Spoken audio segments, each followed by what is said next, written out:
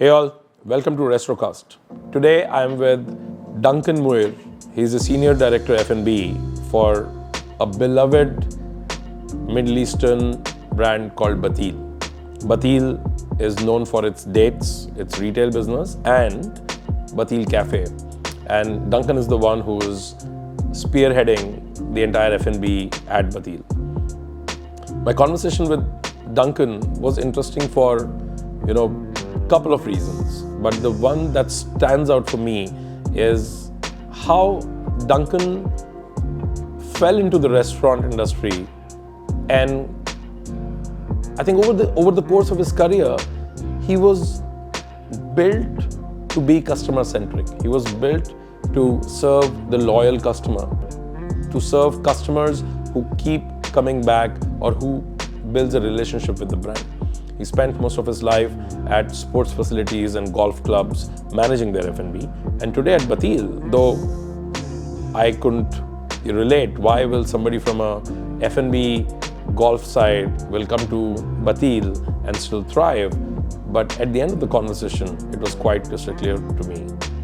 That is also the advice that Duncan gives.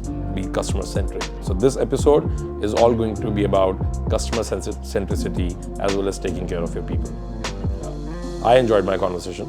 I'm sure you will.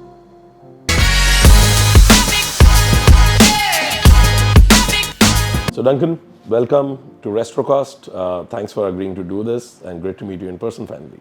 Thank you. I'm looking forward to it. It's a pleasure to meet you as well.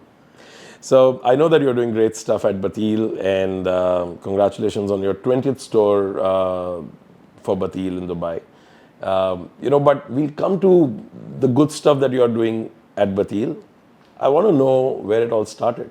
Where were you born, and raised, and why did you come into, hospitality industry? What built you, to come this far? Yeah, it was by chance, really. I got into the industry. So I was born an expat. Ironically, that I'm now living an expat life. My father worked for what was Cooper's in those days, but PwC in Jamaica. And I was born there, but I was brought up in the UK and schooled there. And when I was in my late teens, I wanted to save some money for a car. So I went and worked in the local hotel and worked in their restaurant. And I was going to go to university and study law. Isn't that how it starts for everyone? I know. So I had this big plan to go and be a lawyer and study law at university. And then I got into working in this restaurant. I thought, this is quite good fun. This is much more exciting. And I worked there for a couple of years. Loved the buzz. Couple of years? Yeah. Oh, wow. While I was doing my final sort of high school years. I thought, this is really good fun. I like this. It's social. It's good fun. I love food, surrounded by it, and get to meet people and work with some great people. I thought, this is really good. So I looked into it. I thought, you can make a career of this. So I kind of changed my aspirations a little bit and thought, I'm going to go to university and study hotel and hospitality management. So I went to Strathclyde, which is one of the best hotel schools in the UK, and had a great time there. Managed to do my final year in Singapore. And then the natural progression from that was hotels. So I went and joined Hilton on their graduate program and did a couple of years with that and really learned everything about hotels. But the restaurant and the F&B part was the only bit that really excited me. The hotels are really fascinating places, but the restaurants is where the action is and where obviously the passion for food is. And so I really enjoyed working in restaurants. So I thought, this is really good, but I really want to work in an environment that's probably more focused in restaurants, because in hotels in Europe are not particularly strong on F&B. Yeah. Or they weren't in those days. So then there was an opportunity in Dubai to come here, and that was in year 2000. So I've been here 22 years. I've worked across the sort of restaurant and food retail environment here, with a lot of scope across the region, and really thrived in it. It's been brilliant, and it's such an exciting industry. In 2000, you're saying that food scene was thriving in Dubai? Dubai it just started to take off. It was originally very hotel based, so the hotel would have a couple of restaurants. Actually, you know what? I came to Dubai for the first time, visiting, in 2013, and from 2013 to today, it's been 9 years already. Wow! But in last 9 years, I actually feel that I've seen like Dubai getting built. Like I can actually spot so many buildings which weren't there, or I saw them, half construction. If I, in my mind, when I compare that image, I still feel that, oh wow, in 2013, though I loved Dubai, as compared to today, it was so less developed. What was Dubai of 2000?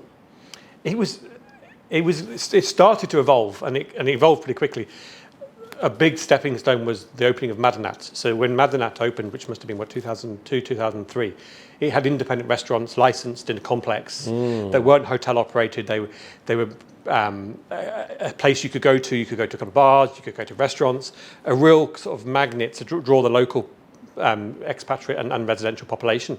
And it really changed the scene, because before you'd have to go to this hotel for one meal or this place to go to. But suddenly you had this place to go, and it really was far more creative probably than Dubai had before. And from that, it just exploded, and suddenly Dubai became definitely regionally the epicenter for the restaurant industry. I think Burj Al Arab was 2007-8? No, that was about 2000, just opening just before the millennium, I think. 2000, yeah. 2000. Oh, okay. Yeah. Okay. Medina and... Madinat was later. It was 2 or 3 years later. Okay. Okay. And we had Wafi City was recently opened, and there was 8, 9 restaurants there. So the F&B scene kind of really progressed from these isolated hotel restaurants to be kind of independently run, where you had real focus. And Emirates had just started to explode in terms of their route network. Tourism industry started from a fairly low base. So yeah, Dubai was a really exciting place to come to, and it was really progressive. Lots of new stuff coming, and a lot of it was locally created as well, which was really good. I mean, this is more of a personal, I don't know. It's somewhere in the middle of personal and professional. What made you not work in UK where you were instead of that you happen to be in Singapore or come to Dubai? What goes what's happening there? Why do you choose an expat life? I think because I was born into it. I think it's in your DNA, and I think you can see that there's a bigger world out there than your home country. So from an early age, I remember me 13, 14, I always had aspirations to travel, to live abroad, to try new things. So yeah, and I think because my father was an expat as well, it triggered that as well. It was interesting when I remember I flew with 6 new starts in 2000 to Dubai when I first started working in Dubai, and we all joined at the same time. We were on the same flight, and it turned out all 6 of us had been born expats, and it was just a complete coincidence. Wow! But I think when you're kind of in that environment and the excitement of it and the sense of adventure, I think it triggers something inside of you that you want to do it later on. But no, and ironically, I think about after 6-7 years of living here, and me and my wife decided to go back to England and maybe look at relocating there permanently. And I think we lasted a year, and the excitement and the lifestyle and the pace of things in this environment, we really missed it. So the first opportunity we came back. Wow. So we're settled here now. This is home for us, and it's a great place to be based. You know how I'm hearing this, and this is like very interesting because I was talking to somebody yesterday, George. Yeah. And George is from India, and George said the same thing, for India, wherein he said, well, I came here, spent a few years, then I went back, not for good, but I kind of visited back, and I just couldn't survive, and I had to come back, and I was like, okay, but now that you're saying this for the England, I think it's really about how life starts occurring to you, than what the home country is about. I think it's down to the individual as well. So some people have that sense of adventure. They're wanting maybe a fast-paced environment, diversity. Other people, it doesn't work for them, so they're happy to stay in an environment that they're very familiar with, that is very structured and organised, and a lot of history. And so yeah, I think it's different horses for different courses. And ironically, I'm a twin. I have a twin sister, and we're chalk and cheese. She's never understood why I would ever want to leave the UK. For her, it's completely alien. What? Whereas you guys are in some sort of a program or what? George said he has a twin brother yesterday. Yeah, he does, of course. Yeah. Oh man, this is. Wow. Maybe it's a situation where twins are running away from one another. I don't know. Yeah. Yeah, that's fair. Yeah. That sounds like a good plan. But, so your sister is back in England? Yeah. She works there as a teacher. Yeah. But yeah, completely chalk and cheese. Complete difference. She couldn't understand it why I would be living abroad. But yeah. Awesome. So which restaurant did you like? Which F&B? You said you came here for the F&B. Yeah. So I joined the Creek Golf and Yacht Club. They had a small restaurant complex with a boardwalk and aquarium and QDs. So I was in charge of then the QDs. Yeah, QDs on the creek. Yeah. Near Dura City Centre. So that facility just opened maybe in 2019. So when I joined in 2020, I managed the fine dining restaurant, which was a seafood restaurant called Aquarium, which was 2020. Yeah. Oh, okay. And then, again, we were a very popular destination because we weren't particularly seen as a hotel environment. It was a bit different, beautiful setting on the creek, with massive decking for the boardwalk. This was back in 2000? Yeah, in 2000, yeah. So it was a really, and in those times, that part of Dubai was the centre. Obviously, it's moved along the coast towards Jumeirah and up towards the marina now. But in those times, you either lived in Dubai or you lived in Dura, and you either lived on one side of the creek or the other. Correct. There was nothing past Trade Centre. So between us and Wafi, we were the main players for people to go out for dinners, and we were both venues were licensed. So it was it was a great place to be, and it was really exciting and really busy. And as Dubai grew and changed, I think it's obviously a little bit different in that part of town now. But we still go back. I take the family there, and it's a great setting at night for sunset and over the creek. And so, what are you taking care of? At the restaurant, like what did you join as? I joined as general manager for the restaurant. Yeah. So I was previously working in London as a restaurant manager with the Hilton. Yeah. So I progressed over there. Then within that company, we also had Emirates Golf Club and what was the old Nadal Sheba Golf Club. So I over sort of a 3 to 4 year period, I worked across in different roles within the company, looking after the restaurants and finishing as F&B manager for what was the Nadal Sheba Golf Club, which is now obviously Meydan, where we had the horse racing and the golf club as well. So I've a lot of my experience has been in sporting facilities in the Middle East, but always in F&B, whether it's food, restaurants or food retail. So the West Sports City also has a golf club, right? It does, the Els Club, yeah. So but in those, especially in those days where there wasn't a lot of restaurants that were licensed outside of hotels, the golf and sports clubs had licenses, so it became a kind of an epicenter for especially the Western expats and the Asian expats to go and dine out and enjoy a very great dining experience. So you spent how many years with them after 2000? 4 years with them. Yeah. All right, and then? And then I went to Doha for a couple of years, which was back into hotels, which was a really good experience. Doha was extremely small then. We only had 4 or 5 main hotels.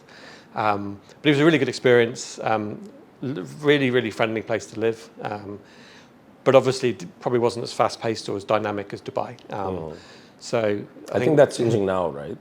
Yeah, I think so, yeah. Obviously, I think in a few months' time when the World Cup is there, I think the whole world will be looking at Doha, and I think it's great for the Middle East to have a World Cup here, and I'm sure they're doing an amazing job.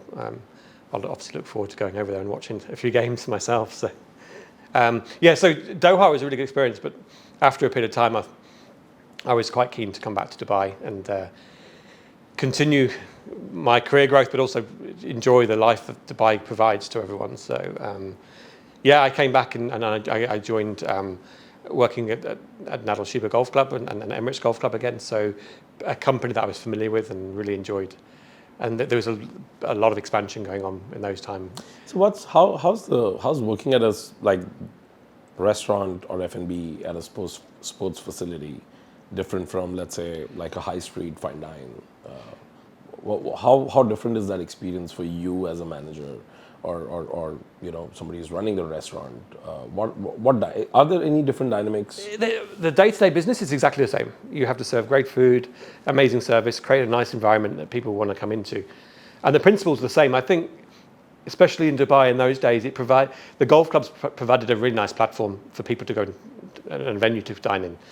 First of all, they have the availability of licenses. Sure. The golf courses provide amazing backdrops, so it's scenic, it's beautiful, it's lush, it's green, it's living in a desert. That's a real dynamic.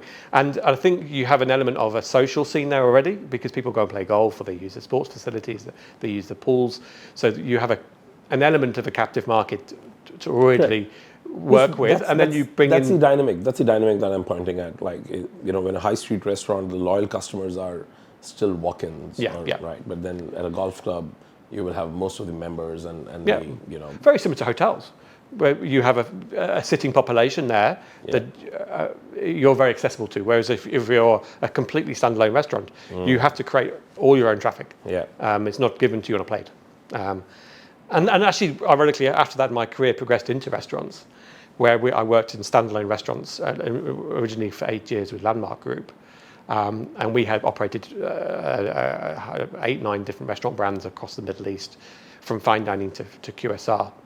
But they all were standalone facilities. So I enjoy that environment, because you have to create everything. You're not given footfall on the plate. You're not, but also your focus, your sole focus is on your restaurants. Whereas if you're part of a hotel or a golf facility, you're also looking at managing a golf facility. Did that change for you? Because my observation is that I see, most of the people from the hotel background, or who are running F&B inside hotels, or let's say golf clubs or sports facilities, customers are captive. A large part of your job is not to bring in the guest. Your job starts after the guest comes in, right? And that's a given, right? And you go to a restaurant company who's like a standalone or a high street restaurant. Now it's a big thing that gets added to your job, which is to get the customers in. Was it like a? It is. I don't think hotels have a captive market, because people can walk out the hotel easily across the street and go to a restaurant, but it's not as obviously as... I mean, your discovery is captive. I mean, at least I'm coming to the hotel. So, right? I mean, this hotel's restaurant, I will give the first chance. Yeah, of course, right? I may not even walk into this coffee shop like if I was outside. But I think that's maybe half the attraction of working in independent restaurants, is that you have a very blank canvas to work with. You have to be very creative. You have to be extremely guest focused, and you have to be resilient and resourceful to get the customers in, to react to situations. And we have our restaurant managers every day. Their job is far more complicated than it would be in a hotel. They don't have a housekeeping department to call on if they have to go and clean a toilet. They have to get it clean themselves. If a light bulb goes, they don't call the duty maintenance guy to come and change the light. They have to fix it or get someone in to do it. So they're much more hands-on. They're much more multitasking, and I think for them it gives them a much more general management program as well, rather than just running day-to-day operations. And I think the way independent restaurants look at their financial reporting is far more detailed. You obviously have the rent component. You have a lot more P&L accountability. You're more bottom line centric. So again, I think if someone is commercially driven or has a business acumen, I think independent restaurants is a fantastic environment for them to explore that before maybe they go into different industries, because it's a very a great base. If I always say, if you go into restaurant management, you can go into so many different other industries from that, because you learn so many different components, especially if you work in independent restaurants. But is it also different from the I'm sure you have stories where at the golf club, any of the members dealing with the tantrums or oh, you have that, And the I think hotels are the same as well. You have regular guests.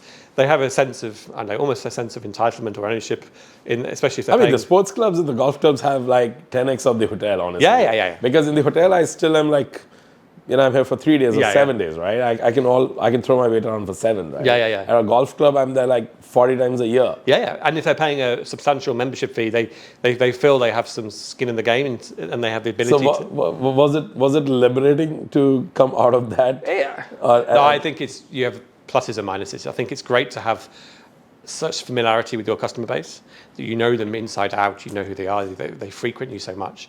It's great. I think it builds a really nice environment and rapport. But obviously, it does come with its challenges as well. When their expectations are sometimes higher than a standard guest, and maybe sometimes unrealistic. But look, I think in every environment you have. You remember any quirks or anything that you had to deal with? Any anecdote or stuff? Oh, I think that some of the constant ones were people not liking each other because you're often this person can't sit next to this person and they have to move the tables apart, and reservations. I don't want to sit here. I want to sit there, and it was crazy.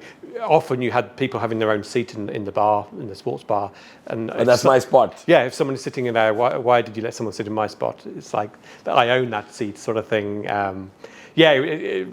Crazy. Drinks being created, people like their own drink, and then they were made to put it on the menu because it was name it under their own name, because they created it, and they were. That you get legit requests saying that name this after me. Yeah.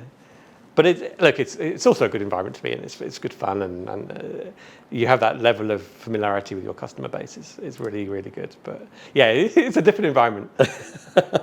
But yeah, I'm still stuck at these two people can't be sitting near each other. Yeah. But the people, especially over here, where the expat life is, for a lot of people, work, golf, back to work, golf. So they spend so much time in these facilities that they get to know everyone, and some they like, some they don't like. So it's a fascinating place. But through my career here, I've kind of evolved into being more specialist in the standalone restaurants, where our only main focus is the food, the drink, and that's exactly what you're doing now. Yeah, and obviously now with Bateel, there's an element of food retail with our retail boutiques as well. And so why Bateel? Given that as a brand, and I'm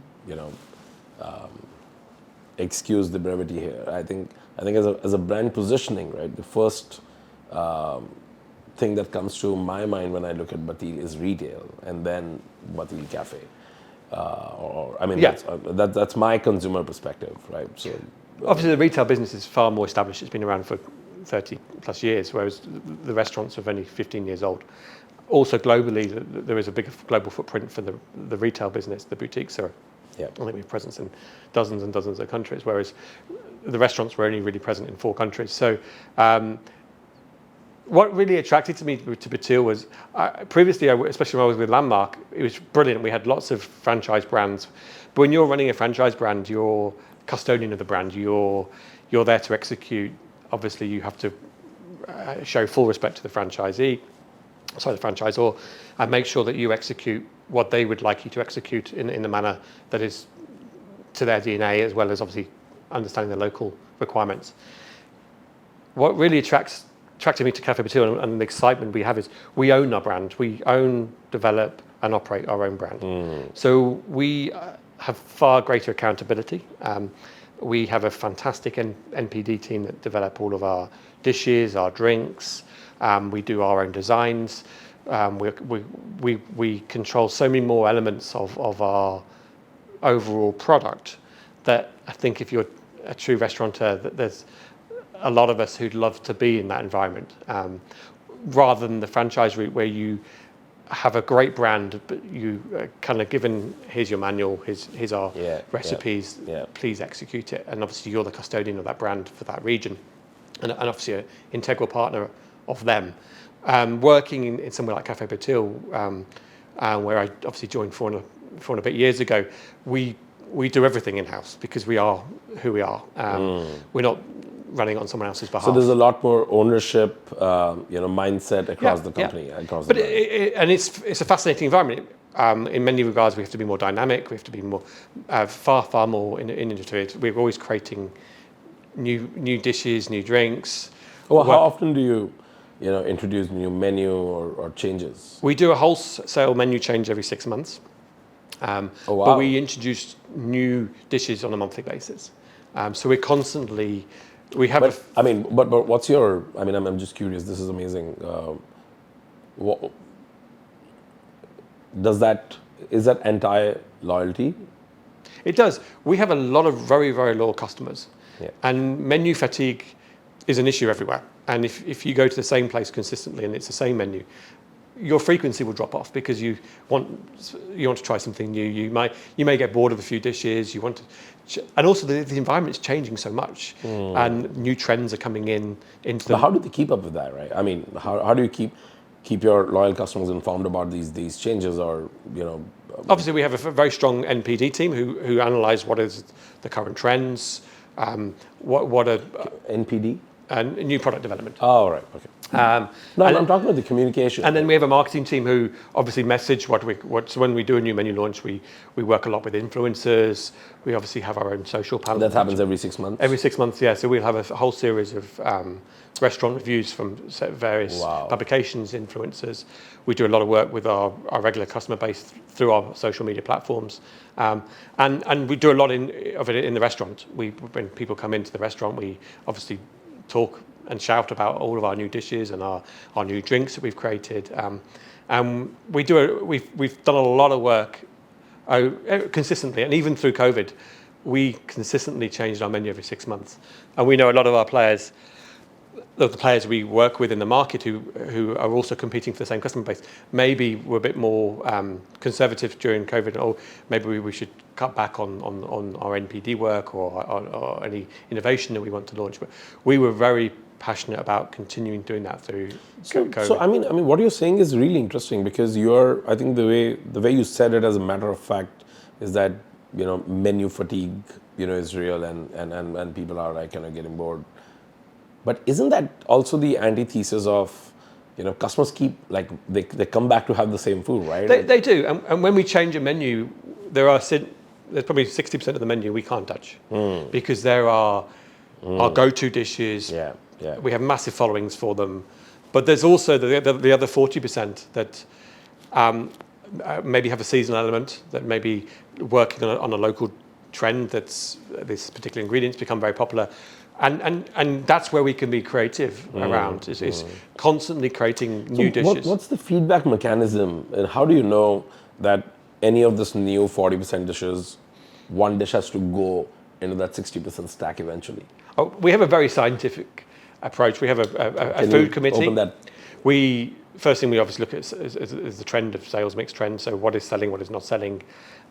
We collect a huge amount of feedback, both online and obviously through our teams in the restaurants, and we have a structured mechanism for that. So we bring all that together, and before we even start looking at a new menu, we really analyse what is working, what is not working, what is the feedback been, what are the operational challenges. Some dishes have operational challenges. Any supply chain issues we have, obviously it's a big topic right now. Yeah. What ingredients are we going to struggle with in the future? So we maybe have to look at changing a dish to include ingredients that are more readily available. And obviously, we have an NPD team who constantly checking on the local trends in Europe and America and further afield. So what is kind of the next big thing? So all that comes into a committee of us that really analyse that, and then we then develop a new menu based upon that. When you say customer feedback, right? Of course, that's I'm biased as well, because we work with restaurants on the on the technology side, right? So we see exactly at times what's in action versus what's intent. I see that customer feedback is not that simple, easy, or linear as a mechanism, because there's a lot of bias on what is your server asking, or is there a feedback that customer is really incentivized or feels like giving you objectively, that okay, I like the burger, I didn't like the pizza, I like the sandwich, didn't like this. How are you collecting this feedback, and how objective this is? Like how much is it quantifiable in actionable data, or is it still like a feeling, restaurant manager by restaurant manager? I think you can categorize it into two forms of feedback. One is anything you receive online. So people write reviews, they put comments on our website, on our social channels, they go on different platforms, and they would post feedback. So we have a mechanism to collate all that together. That information is very important, but it's actually quite limited still.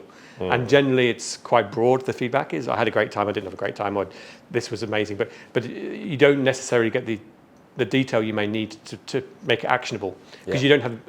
Obviously, if it's some of it's you can ask questions back. Sometimes you can't, depending on the platform. But we also still have the conventional. We have feedback mechanisms with our restaurant team. So every day they log any verbal feedback they receive, any comments that they're made by guests. When we do have a menu launch, our managers are heavily briefed to go and speak to our guests, ask them about their dishes, and just get people's opinion on the new dishes we've launched. So with that, we get thousands and thousands of anecdotal comments a week. And we pull. I mean, on the feedback cards? No, it's still verbal. And then they log it, right? I think feedback cards. We've obviously trialed with tablet-based systems as well, and that's been fairly effective. But still, the conversation between a manager and a guest still provides us with the most detailed, I think, feedback we can get. And they then they report that into us centrally. And then what we do is we collate all that information, and generally we look for trends. So when we have consistent feedback on something, something's very, very good, the recommendation maybe make this slightly different. When you get multiple feedback of the same thing, then there's obviously something very actionable there. One-off feedback, I like this, but it was too salty. We would obviously take it on board, but maybe you wouldn't action it because that's one person's opinion, and everyone has a different opinion, and we value that. But you're not going to change your whole menu around one person's feedback. And I think this place is really difficult and interesting that way, because you have so many nationalities, literally, different palates, different perception of, a certain dish, certain taste. You want your shakshuka to be a certain way, or you want your, eggs Benedict is not done this way. You need a muffin versus you need a bread. Right? I mean, I'm at times I'm just surprised that, at times when I'm reading, let's say, a restaurant review and I'm choosing a restaurant for myself, and I see these comments invariably where somebody will say, "Oh, this is not authentic." Oh, I thought it was overrated, and like 5 comments are saying this was mind blowing, and I'm like, wow, there's like too many palettes, too many nationalities. I know. We just launched a new menu 6 weeks ago, and we've created this new mocktail called Spicy Raspberry, and it's fresh raspberries. It's beautiful, and it's got some chili in it. And this Espeleta chili, it's spicy, but it's not over spicy. So it just gives you a bit of warmth from the palate after you drink it. But because we put the word spicy, obviously people's perception of spicy around the world is completely different. Yeah. And actually, some people say it's not spicy enough. Some people say it's too spicy.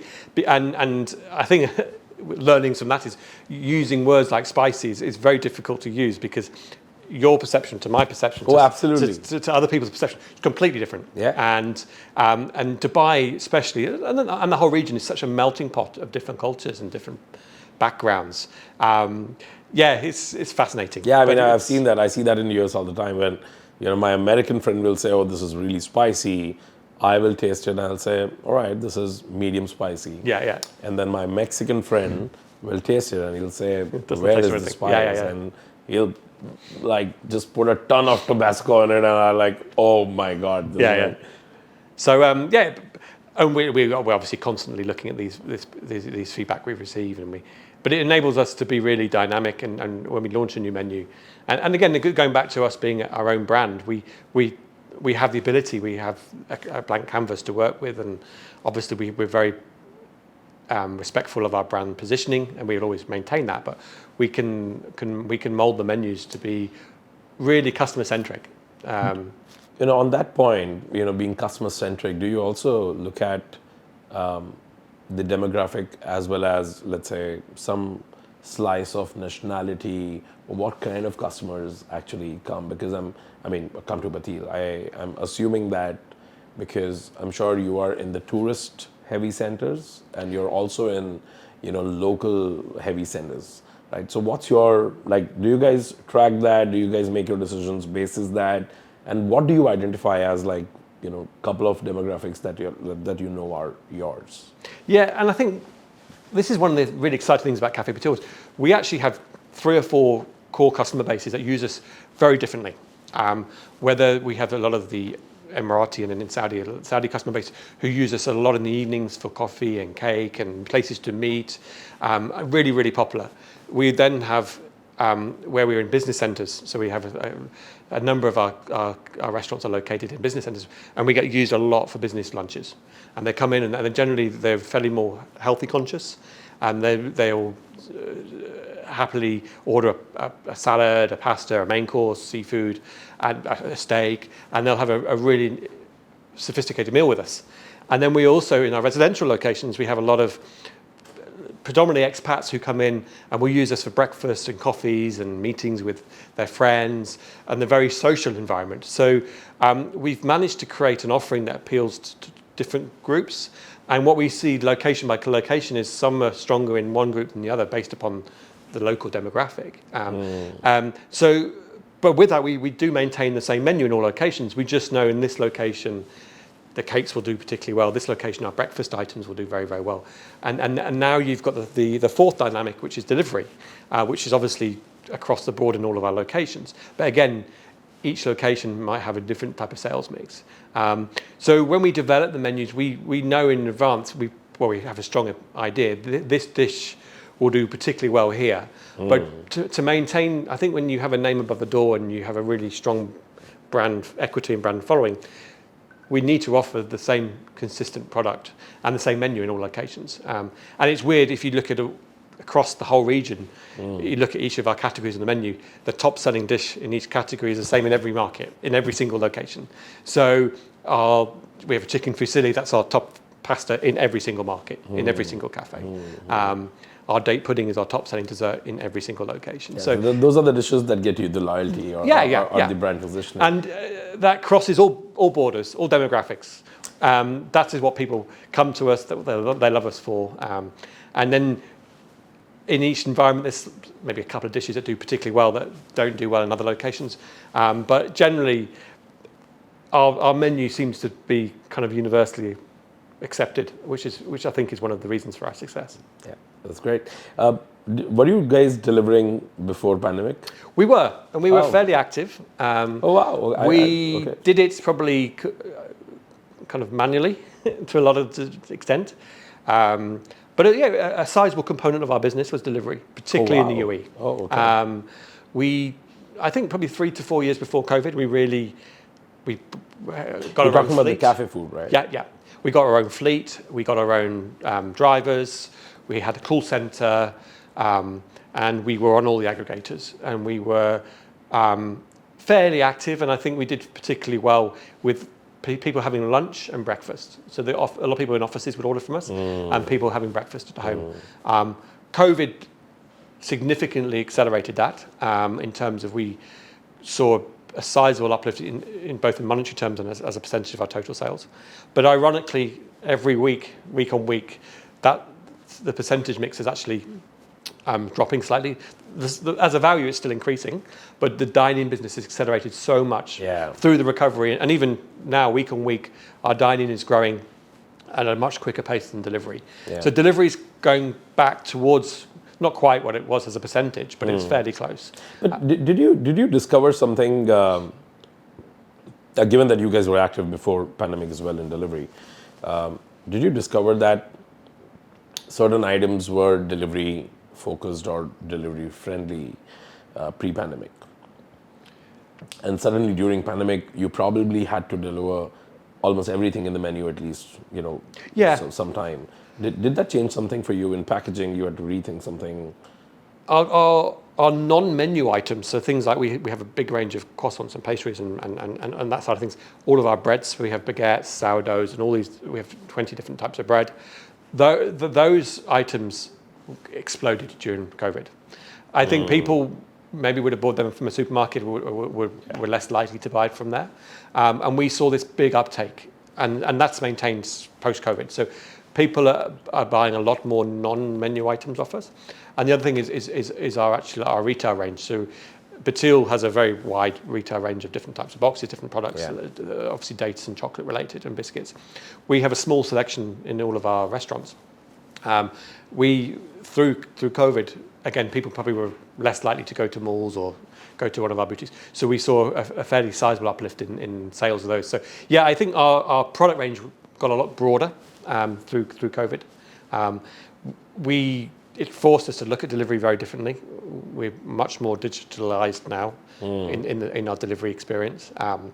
We obviously trying to consolidate it, remove thousands of tablets from all of our restaurants, and try and simplify it. But ironically, we thought by now we would have had no requirement for a call center. But we still have the same number of agents we had before COVID and during COVID. Have we helped you in that? Sorry? Has POSIST helped you? It will do. We're still waiting for the final sites to be converted into POSIST. Okay. Once we have everyone, Okay. we'll then do a fully integrated call center into POSIST. Because currently our old legacy system wasn't interfaced at all with our call center. So Yeah, I'm sure. they were getting a printed bill in the restaurant and then having to go into POS and punching it. Now, through all of the investments we've made over the last 9 to 12 months, it'll be fully automated, which is amazing. Yeah, I think the call center experience will change. Yeah. Change things visibly. Yeah, but maybe it's to do with our customer base. We have a fairly broad, and maybe we still have a lot of elder demographics who use us a lot, and they're still very keen to call up and order. You know what? I feel that people who still call, that's a great warmth for the brand, right? It is. It's really warm, right? They call up and they say, "Can I speak to Vanessa, please?" So they'll ask for the call center Yeah. agent that they want to speak to. And I think another driver behind it is we have a huge amount of customization. So we have a broad menu, 120 dishes on the menu, but 90% of our checks that go into the kitchen will have some customization. Can you add this? Can you remove this from a particular dish? And I think when people are ordering through an aggregator, maybe they don't have trust. Will those comments go through or not? Somebody's reading that or not, right? Yeah. So that maybe it's easier if I call up. Also, they don't have to stand there and type all these comments. So it's probably easier. Everyone's fast paced, so I'll just call them up and say, "I don't want this. Can you add this? Can you?" And some of our orders, we have like 6-7 comments on one particular dish because they know our dishes so well that they want to customize it to how they like it. And we have a very strong ethos that we'll never say no.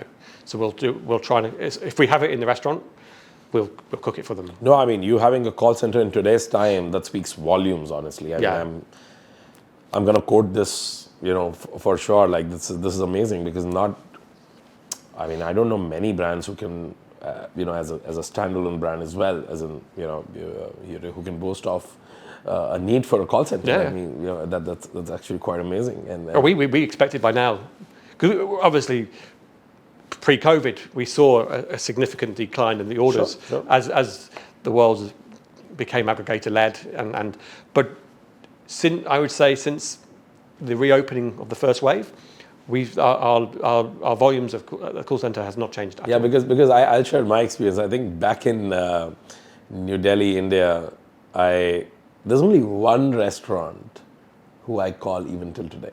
There's only one restaurant, and I call them because I remember their number, and because I call them and I know exactly what I need to order, and that's comfort food for me. And I've never even checked whether they are on an aggregator or not. Yeah. There's only one restaurant. Like, there's no other restaurant where, I have this behavior. But I can tell you that, if I think, my emotions, while ordering from them are very personal. It's like, I'm just calling somebody and saying, "Hey, just send my food." It's like that. Yeah. And also I think there's an element that an element of the consumers now know the business model of the aggregators and that they are taking a sizable percentage, and it's obviously been heavily documented around the world now. And I think there's people that would rather order direct. And you feel that people are sensitive about that? Not everyone, and I think selfishly, I think more people should be. and because obviously there are huge percentages going to these aggregators. So I think some of our more savvy consumers would go out of their way to order direct. That is so to cool, make sure that the restaurant that they love gets all their money. They don't want to be giving 20, 30, 40% or whatever model. But that's so cool to feel, no? I think that's... on that note, I think a lot has been said and talked about, aggregators across the world. And again, from our vantage point, we kind of see, so many markets, some 18 top aggregators across geographies in the world. And the ones who matter, the significant chunk. And we see very similar dynamic between operators, brands, and aggregators. there was a pre-pandemic world, and then there was a pandemic world, and now this is the world which is post everything. Like I feel that today is like a very settled, one for now. Right? What do you think today about aggregators as a business driver? And I'm asking this question. This is a fairly open question because I want to understand what's your outlook as of today with their significance, your bottom line, the negative hit in the bottom line, but at the same time, customer acquisition or logistics support. How do you look at it? I think the industry needs to value them as a revenue channel, and that they need to be respected. There's questions on their ethics, there's questions on their service standards. At the end of the day, they drive business revenues to us. And there were times when we were very dependent on them. Thankfully, the dependence has dropped as the industry has recovered and people are going back to restaurants again. So that they bring us customers that we couldn't reach ourselves, for sure. They provide a logistics service that is flexible, adaptable. We could never handle that ourselves with the number of drivers. So they are definitely add a value component to our business, both commercially and obviously and from a sales perspective as well. The challenge we have is some of their ethics, because they are technically our shop front and they're also our delivery service arm. Yeah. So we don't see the customer, we don't integrate with the customer, we don't interact with them at all. And sometimes their approach to the customer service and hospitality, at the end of the day, they're all tech companies. Their main interest is not the hospitality or delivering our food in the best quality. They're a tech platform and data acquisition, whatever you want to call them. So the challenges we have is some of their practices are not in line with what we would do if it was our own delivery arm, and we're constantly having to work with them on this, and it is a big challenge, and obviously it's a massive bone of contention for the industry.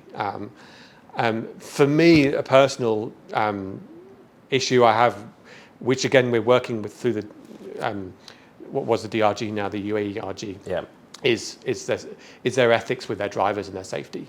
There is a huge problem here with driver and road safety, and it's down to, unfortunately, the business model that the aggregators have and the last mile operators have, where they only pay the drivers per delivery.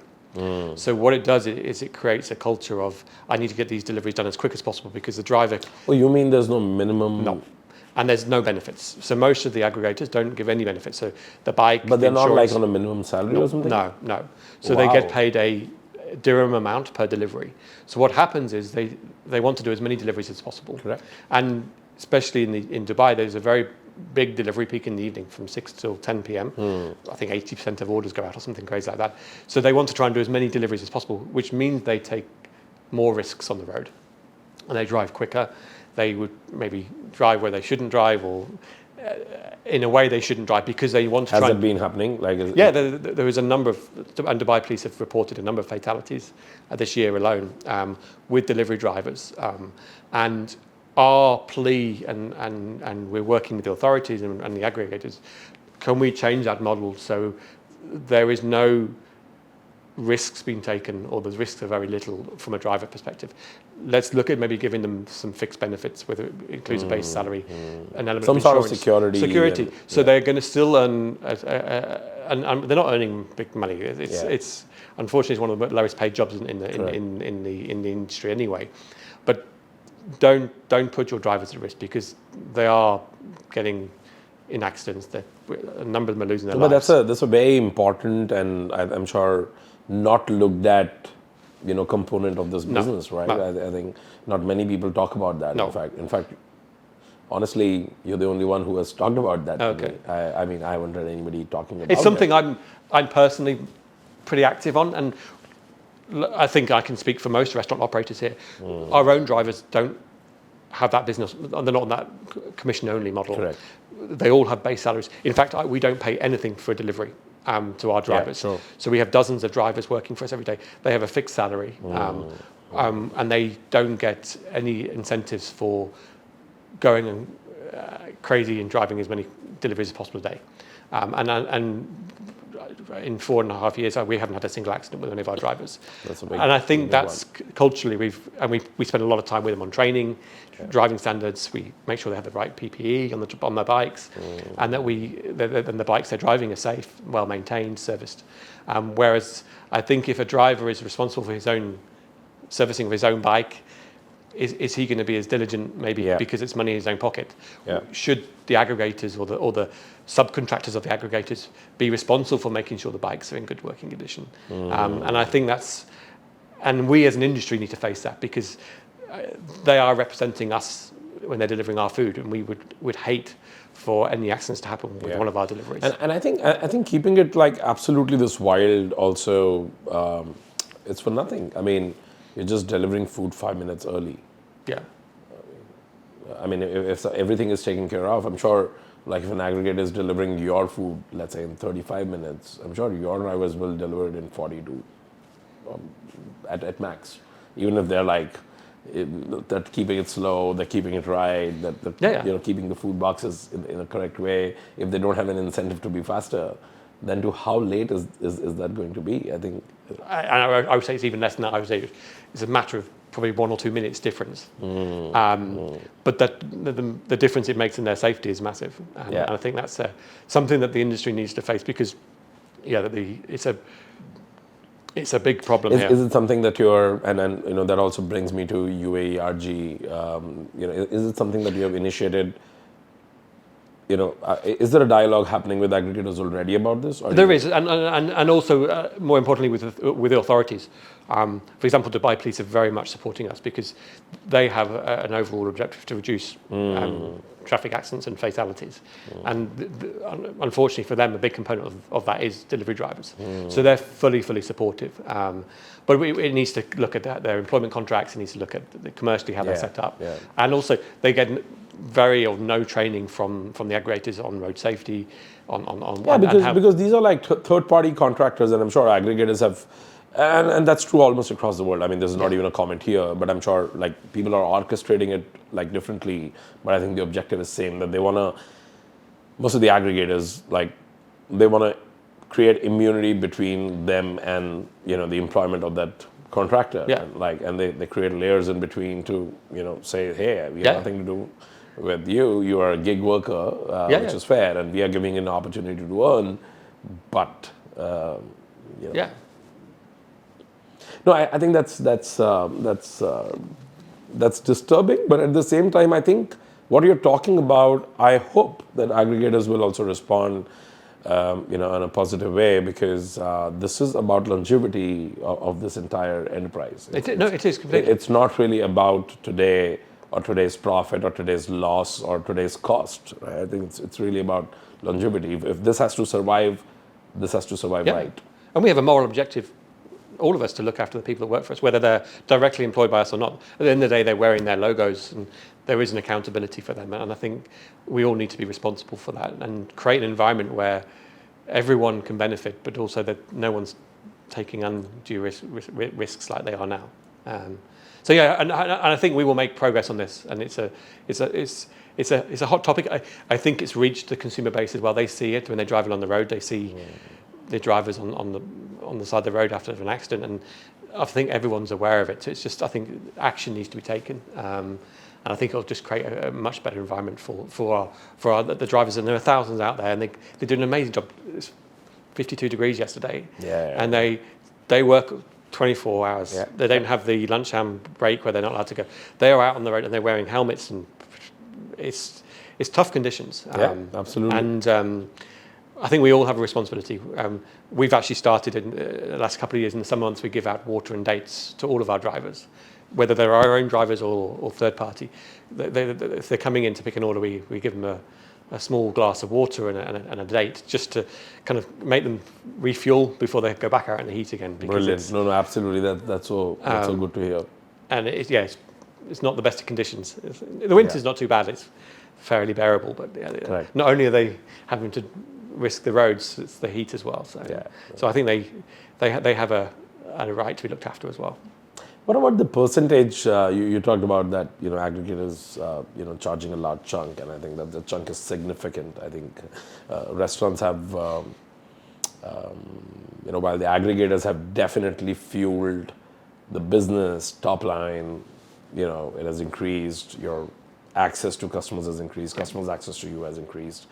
A lot of good things, from reach, discovery, customer acquisition perspective. But then the chunk that they take in return is also, has also left restaurants fighting for the bottom line, which was definitely never the order, before. No. Restaurants were always a high gross margin business and had luxury of bottom line. You didn't need to count pennies at least, right? Now you have to. So, what do you think needs to be done there, if at all? Look, it's a difficult question because commercially, restaurants have the choice to either to go on these aggregators or not. So, no, I don't think so. I don't think restaurants have choice. I think these are marketplaces. You have to be there. No, but commercially, there is. Look, we analyse every contract we go into. We do the feasibility because we're not going to go on there if we're going to lose money. So we make sure that commercially it's viable. We know our margin is going to be diluted by going on there, but then you have to compensate that with the increased volumes. They have a far bigger marketing reach. Their marketing budgets are astronomical compared to what we could ever afford ourselves. They have generally they have a good tech platform that would cost us millions to create a comparative one ourselves. They reach customers that we couldn't reach. So yes, there is a margin issue without a doubt, but the volumes do compensate that to regard. And if one of the aggregators came in with a very high percentage that we said, okay, that's not viable for us, we wouldn't do it. And we've done that in the past. But do you also negotiate a contract basis, who's delivering? Because in case you are delivering through your own fleet, an aggregator's order, then you only pay the customer acquisition cost. So they have two models, most of them. One is a marketplace and one is a regular model. So there is a hybrid, blended. Yeah. Okay. And we have a team that work on that, and we try and work that to our advantage as much as possible. But I think your own delivery fleet also costs. It does, and I think actually it costs higher, no? We do some analysis, and it's the difference between most of the aggregators and us doing it ourselves. It's not a million miles away. But again, we look after our drivers quite well. I understand that. I'm just talking purely from economics. Yeah. Right. So I think people think of these percentage margins. Wow, that's a lot of money. But you need to also factor in what would be the cost if we were delivering it ourselves and taking the orders and credit cards, all that. So obviously there is a sizable amount that's still retained by the aggregators, and I think the numbers that they charge for small independent restaurants is criminal. The larger groups like ourselves and the big players, we have much better rates. And I think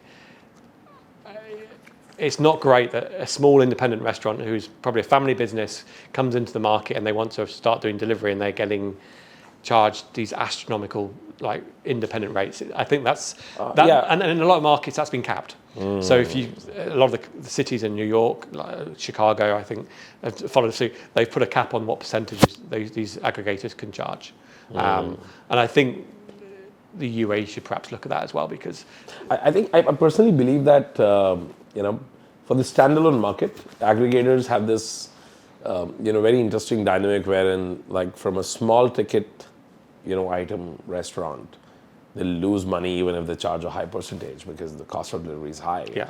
And from a very high ticket size, good AOV, sort of restaurant, they actually make a lot of money even with a smaller percentage because, right?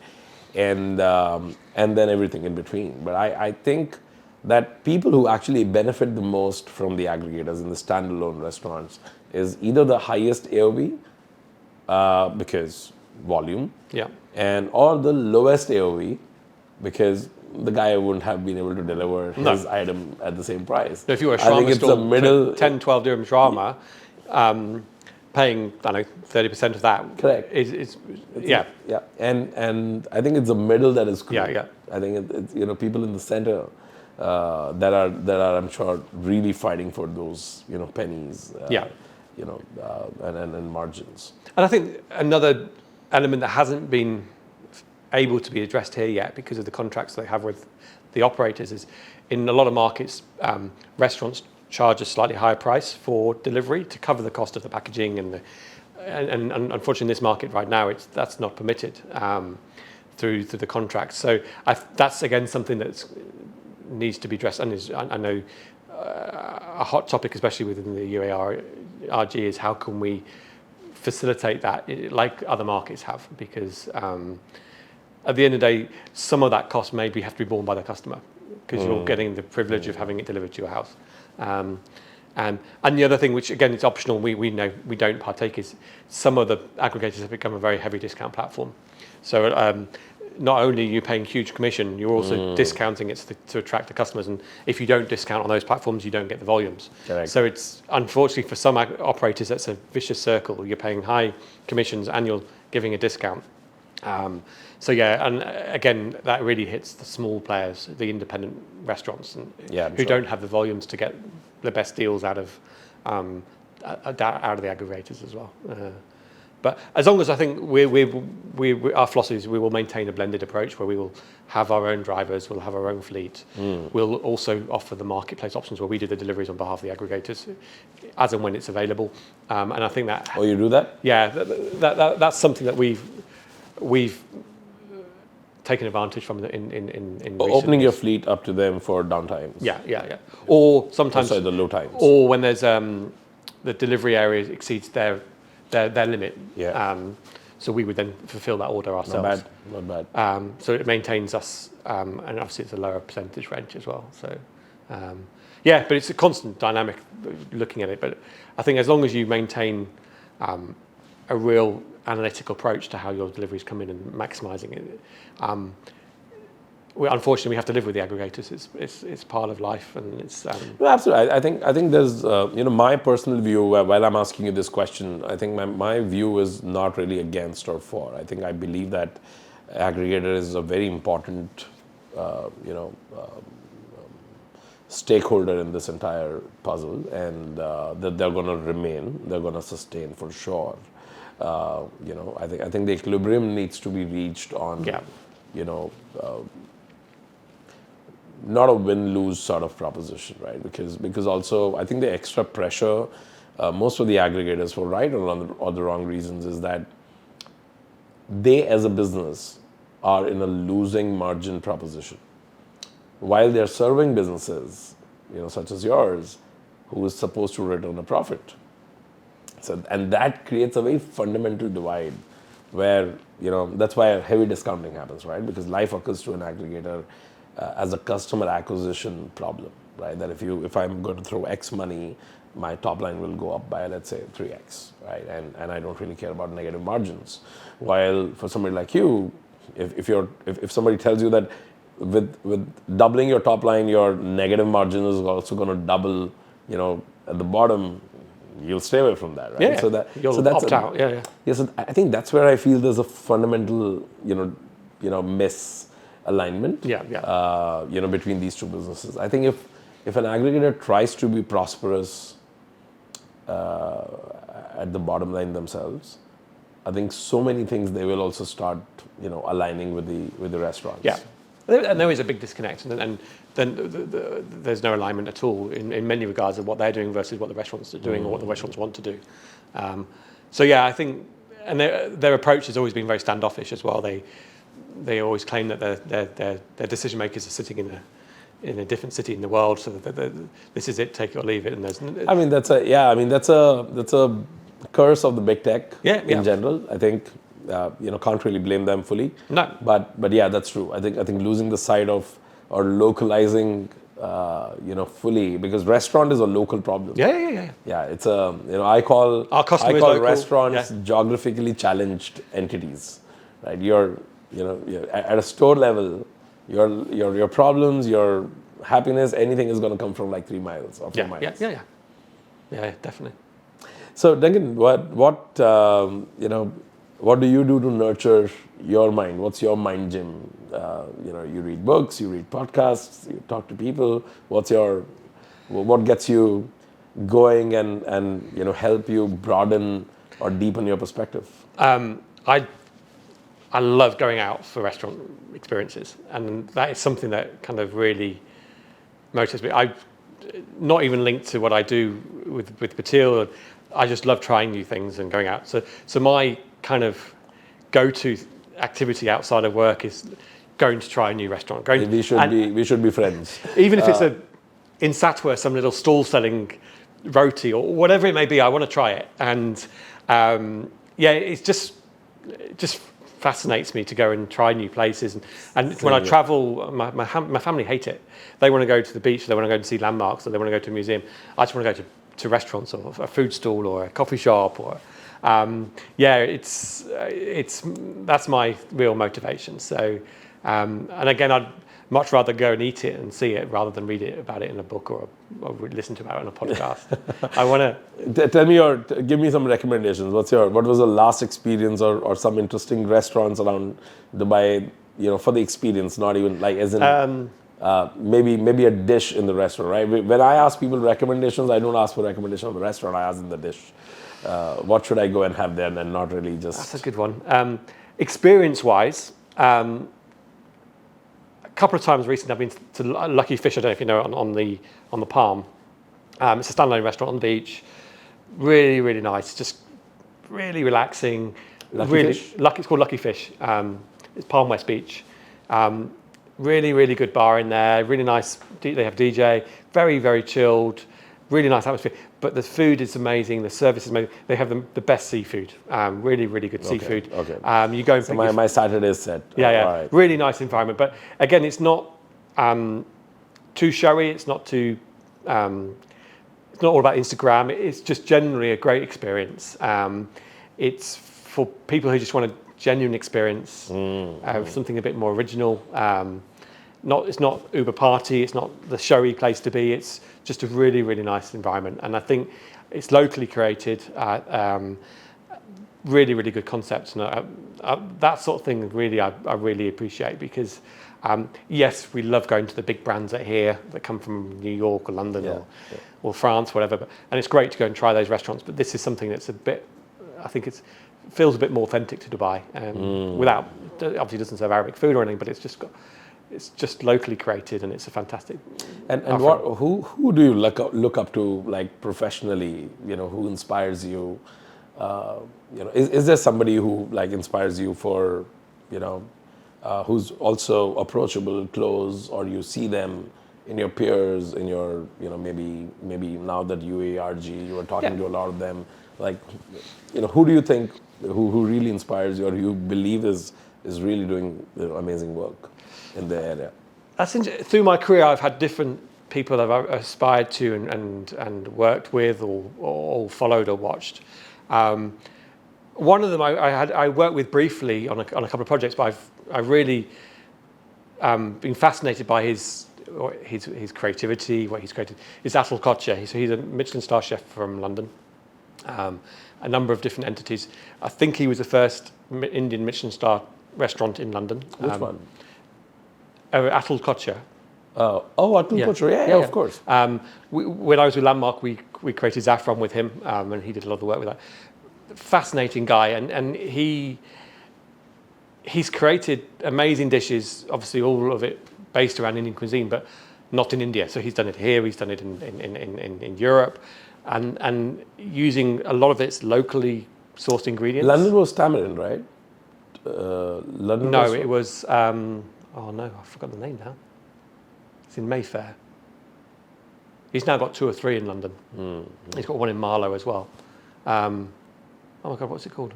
I think he was doing something in Bombay, Mumbai recently. Okay. He does a lot of pop-ups but yeah, so he's something really completely outside of the environment that he should be. And he does amazing work. And he's got a real strong following in the UK now. He's on TV, he's got his books.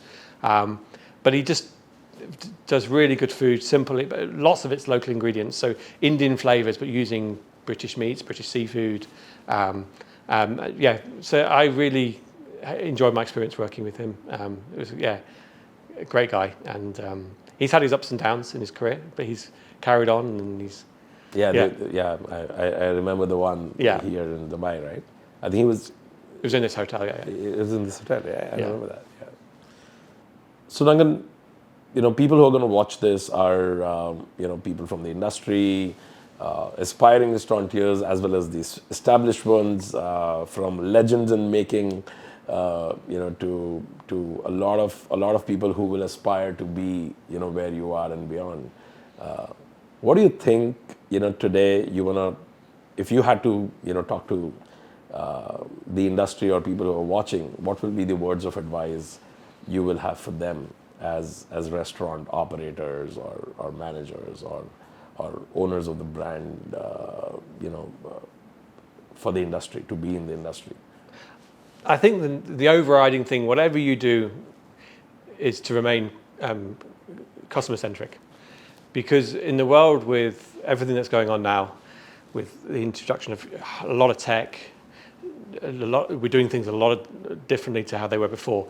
Sometimes it's easy to get sidetracked and do things because it looks like it's the right way to do it or the right thing to do. But at the end of the day, everything must also benefit the end consumer who's going to have your product at the end of the day. And I think whether it's your marketing approach, whether it's your systems, whether it's your operations, everyone should remain, whatever you do, think of the customer's perspective. Because at the end of the day, we're nothing without our customers. And whether it's how we handle our staff, keeping them motivated, again, everything has a consequence and it ripples down to what the guest experience is. And it's so easy in this world now that you can get sidetracked and divert from that. And I think that's when some businesses struggle because they become less focused on the end consumer. What do they want? What do they need? And making sure that everyone is focused on that. So all of the good organizations, and there are hundreds of them in this market now, are all still keeping that focus on what does the guest want. And I think if we as operators and restaurateurs do that, then we stand a much better chance of being successful and growing and succeeding in what we want to achieve. I think great piece of advice coming from somebody who, so far had the formative years, of the career in area which was absolutely guest centric, And now I think at the end of this conversation, I can clearly see why you love Bateel. Because for me, what stands out is the fact that, from golf clubs and, from loyal customer base to, coming to a brand, which is just not a cafe, but the fact that you have customers still calling you still have a call center, I think tells me that there is a massive brand loyalty that Bateel has created, and and you guys are taking care of that. So I think it's a very clear DNA match, as an observer. So thanks, Duncan. Thanks for being on the Restrocast. I loved this conversation, and I'm sure people who are going to watch this, will actually get enriched. I'm coming out, definitely more enriched. Thank you. No, thank you very much. Pleasure.